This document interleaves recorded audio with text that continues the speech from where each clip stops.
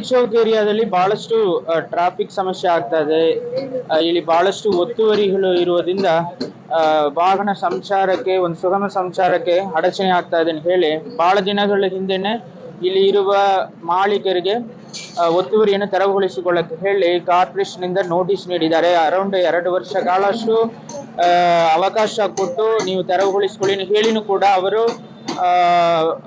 ತೆರವುಗೊಳಿಸಲ್ಲದೆ ಇದ್ದ ಒಂದು ವಿಚಾರಕ್ಕಾಗಿ ಮೊನ್ನೆ ಕಾರ್ಪೊರೇಷನ್ ಕಮಿಷನರ್ ಅವರ ನೇತೃತ್ವದಲ್ಲಿ ಮೊದಲನೇದಾಗಿ ನೋಟಿಸ್ ಜಾರಿ ಮಾಡಿ ಅವರಿಗೆ ಸ್ವಲ್ಪ ಕಾಲ ಅವಕಾಶ ಕೊಟ್ಟು ಸಾಮಾನು ತಗೊಳ್ಳಕ್ಕೆ ಇವತ್ತು ಈ ಒತ್ತುವರಿ ತೆರವುಗೊಳಿಸುವ ಕಾರ್ಯಾಚರಣೆಯನ್ನು ಹಮ್ಮಿಕೊಳ್ತಾ ಇದ್ದಾರೆ. ಇದರಿಂದ ಒತ್ತುವರಿ ತೆರವಾದ ಮೇಲೆ ಸ್ವಲ್ಪ ರೋಡ್ ಅಗಲೀಕರಣ ಆಗುತ್ತೆ, ವಾಹನಗಳು ಸಂಚಾರಕ್ಕೆ ಮತ್ತು ನಡ್ಕೊಂಡು ಹೋಗುವವರಿಗೂ ಕೂಡ ತೊಂದರೆ ಆಗಲ್ಲದೆ ಇದು ಒಂದು ಒಳ್ಳೆಯ ರೀತಿಯಲ್ಲಿ ಈ ರೋಡ್ ಅನ್ನು ಅಭಿವೃದ್ಧಿ ಮಾಡಲಿಕ್ಕೆ ಅವಕಾಶ ಆಗಿದೆ ಎಂದು ನಾನು ಹೇಳಿಕೊಳ್ಳುತ್ತೇನೆ.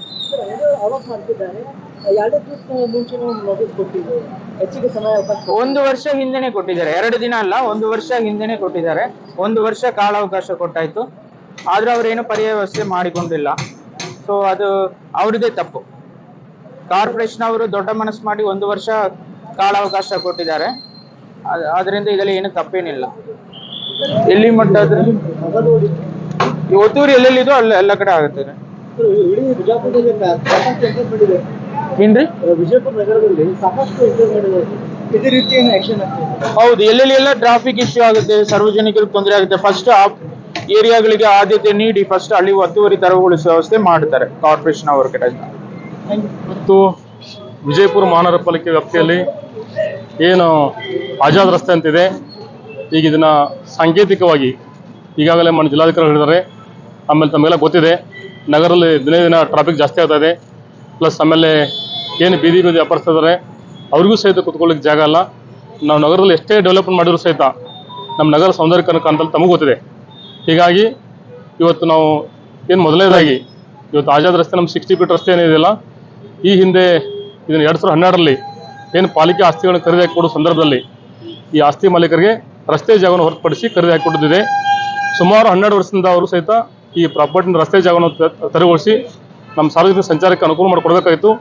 ಕೊಟ್ಟಿಲ್ಲ ಅಂತ ತಿಳ್ಕೊಂಡು ನಾವು ಈ ಹಿಂದೆ 2022 ಜುಲೈದಲ್ಲಿ ನೋಟಿಸ್ ಕೊಟ್ಟಿದ್ವಿ. ಅವಾಗಲೂ ಸಹಿತ ಕಾಲಾವಕಾಶ ಕೇಳಿದ್ರು. ತುಂಬ ಓಲ್ಡ್ ಬಿಲ್ಡಿಂಗ್ ಇದಾವೆ, ನಮ್ಗೆ ಕಾಲಾವಕಾಶ ಕೊಡಿ ಅಂತ ಹೇಳೋದಕ್ಕೆ ಒಂದು ಮಾನವೀಯತೆ ಆಧಾರ ಮೇಲೆ ನಾವು ಅವ್ರಿಗೆ ಕಾಲಾವಕಾಶ ಕೊಟ್ಟಿದ್ದೀವಿ. ಆದಾಗ್ಯೂ ಸಹಿತ ಅವ್ರು ತೆಗೆದುಕೊಳ್ಳದೇ ಇರೋದ್ರಿಂದ ಈಗ ನಾವು ಮೊನ್ನೆ ನೋಟಿಸ್ ಕೊಟ್ಟು ತೆರವುಗೊಳಿಸ್ಕೊಳ್ತಾ ಹೇಳಿದ್ದೀವಿ. ಸಾಕಷ್ಟು ಜನರು ತಾವು ಸ್ವಯಂ ಪ್ರೇರಿತವಾಗಿ ಏನು ಅವ್ರದ ಸಾಮಾನುಗಳನ್ನು ಕ್ಲಿಯರ್ ಮಾಡಿಕೊಂಡು ನಮಗೆಲ್ಲ ಏನು ಒತ್ತುವರಿ ತೆರವಿಗೆ ಸಂಬಂಧಪಟ್ಟಂಗೆ ಭಾಳ ಸಹಕಾರ ಮಾಡಿದರೆ ಅವ್ರಿಗೆ ಮೊದಲನೇದಾಗಿ ಅಭಿನಂದನೆ ಸಲ್ಲಿಸ್ತೀನಿ.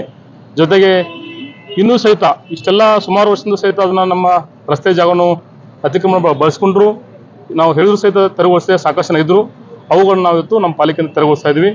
ಇನ್ನು ಮುಂದೆನೂ ಸಹಿತ ನಗರದಲ್ಲಿ ಏನು ಸರ್ಕಾರ ರಸ್ತೆ ಅತಿಕ್ರಮಣ ಇದಾವೆ, ಪ್ಲಸ್ ನಾವು ಎಲ್ಲೆಲ್ಲಿ ವೆಂಡಿಂಗ್ ಝೋನ್ ಗುರುತು ಮಾಡಬೇಕು ಮಾಡಿದ್ವಿ, ಪ್ಲಸ್ ಪಾರ್ಕಿಂಗು ಸಹಿತ మన ಜಿಲ್ಲಾಧಿಕಾರಿಗಳು ಪ್ಲಸ್ ಆಮೇಲೆ SP ಸಾಹೇಬರು ಕೂಡಿ ಈಗ ಶಾರ್ಟ್ಲಿ ಈ ಪಾರ್ಕಿಂಗ್ ಪ್ಲೇಸ್ನ ಡಿಕ್ಲೇರ್ ಮಾಡಲಿಕ್ಕೆ ನಾವು ಪ್ಲಾನ್ ಮಾಡ್ತಾ ಇದ್ವಿ.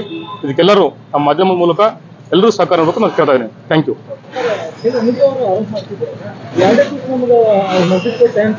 2012ರಲ್ಲಿ ಅವರಿಗೆ ನಾವು ಖರೀದಿ ಕೊಟ್ಟಿದ್ವಿ.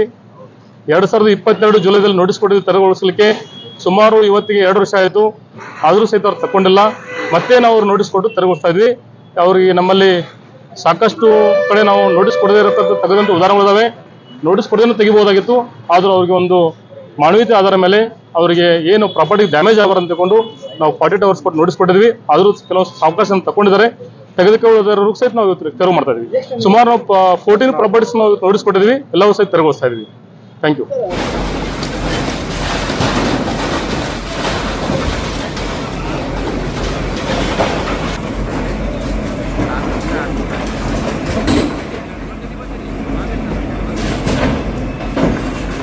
Bye.